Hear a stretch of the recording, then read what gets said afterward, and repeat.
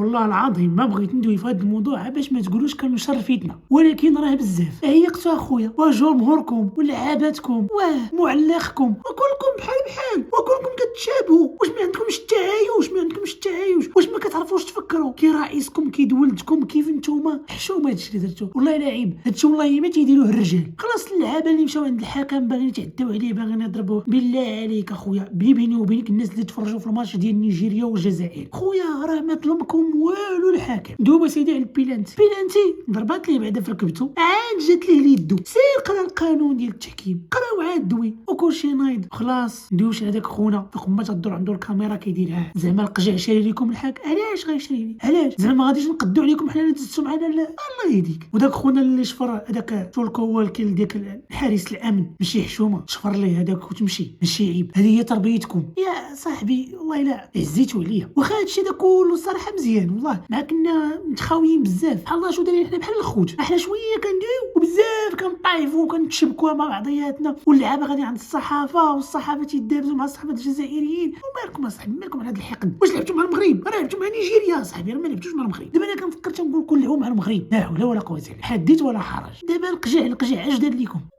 والو؟ القجع راه كلشي عندكم في دماغكم. انتم اصلا جايين وحاقدين جايين ما باغيين لا تهضروا ولا تلعبوا ولا والو. والفرقه اللي لعبتوا معاها كدور عند الجمهور المغربي تبقاو تسبوا فيه وتعايروا فيه. مالكم يا صاحبي نتوما مالكم؟ واش جهلتوا؟ جهاله صافي. بالله عليك انا بغيت نسولك دابا شنو استفدتي؟ والو. المدرب ديال نيجيريا فاش خرج في الصحافه قال لهم ودي كنستطلع انه تكون المباراه ديال المغرب في مستوى اعلى زعما احسن من هذا المستوى اللي لعبنا فيه اليوم مع هاد البراش هادو. تديروا الشوها فين ما مشيتوا في المغرب فرنسا هولندا اي قاره مشيتوا ديروا الشوها. لا حول ولا قوه الا بالله. والله بغيت ندوي في هذا الشيء باش ما يقولوش تصنع الفتنه كدير الفتنه. لا انتم بوحدكم دايرين الفتنه، راه ما كاينش اللي قايسكم ما كاينش اللي يداوي معاكم، راه بوحديتكم كاملين دايرين الفتنه بوحدكم. والسلام عليكم.